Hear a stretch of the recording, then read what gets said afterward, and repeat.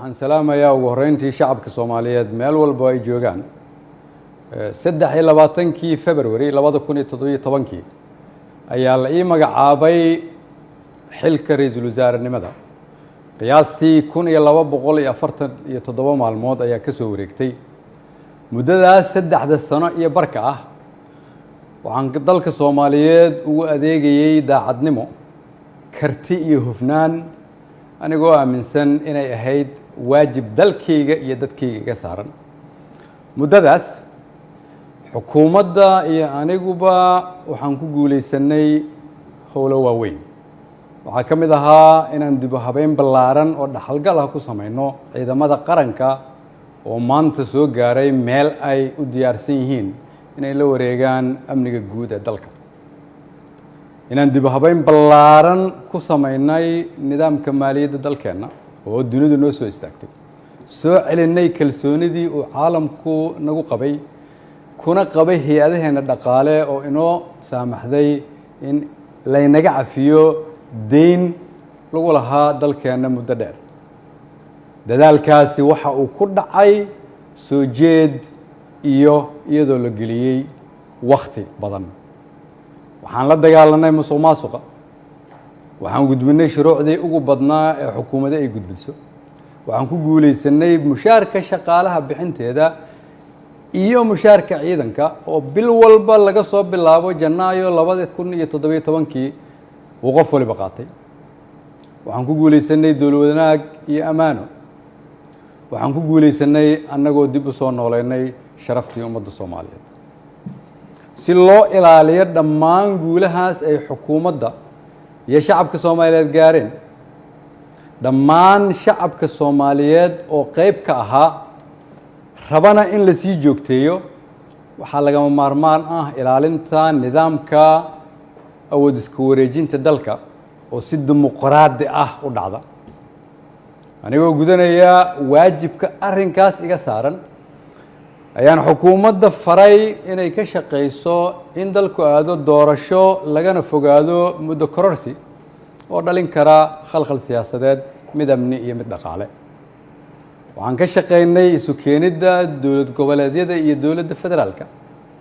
isugu keenay magaalada Dhuusamareeb si go'aan loo dhan yahay looga gaaro doorashada hadda dalka ku soo fool leh waxaan isku raacnay in la isku soo laabto 15 Agoosto si loo dhammaystiro geedi socodka doorashooyinka dalka inkasta oo kulamadii Dhuusamareeb horumar fiican laga sameeyay haddana waxaa muuqata in weli uu socdo fikirkii ku aadanaa muddo kororsiga oo salka ku hayay wixii maanta ka dhacay golaha shacabka fikirkaas oo aan mar hore ka digay oo aan aaminsanahay inuu keeni karo khalkhal siyaasadeed dalkana dib u celin karo ayaan waxaan mar kale xasuusinayaa ummadda Soomaaliyeed in dalka 4 sano mar ay doorasho ka dhacdo iyadoo xukunkii ay qoro isu dhiib inay tahay dhaqan sax ah oo dalkan lagu bartay ayna tahay kulligeen inaan ilaalino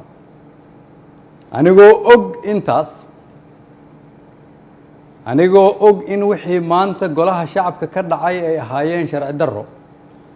aan loo marin habraacii saxda ahaa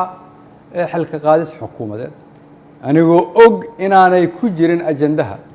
anigoo og inaan laga doodin anigoo og inaan loo codayn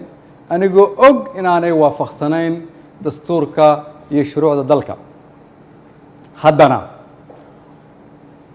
waxaan go'aansaday inaan anigu ummadda Soomaaliyeed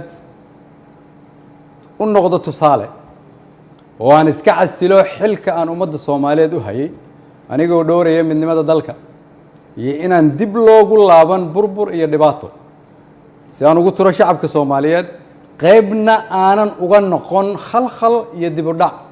siyaasadeed oo dalka ku dhaca mid dhaqaale iyo mid amni mid bulsho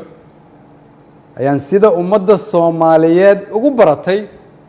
waxaan u noqonayaa tusaale inaanan marna halkan xukun u joogin laakiin aan u joogay inaan shacabka Soomaaliyeed u adeego waxaan u mahad celinayaa madaxweynaha oo fursad ii siiyay inaan shacabkayga u adeego golahaygii wasiirada oo igu garab istaagay inaan dalkan samato bixino shacabka Soomaaliyeed oo hiil iyo hooba ila garab taagnaa iina ogolaaday inaan soo hor istaago oo aan u shaqeeyo mar walbana garabkayga taagnaa iina hiiliyay waxaan u mahadcelinayaa saaxiibada Soomaaliya oo xilliyo adag iyaguna na soo garab istaagay ummadda Soomaaliyeed waxaan u rajaynayaa barwaaqo dalkan rajo ayaan ka leenahay kulligeen dalka ayaa kulligeen inaga weyn cid waliba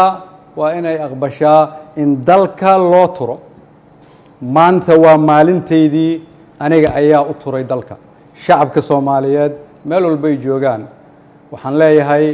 waxaan idinkuga adeegay awooddii ugu sarreysay oo aan awoodo haddii ay wax iga khaldameen waxaan idin weydiinayaa inaad cafisaan wasalaamu calaykum waraxmatullahi wabarakatu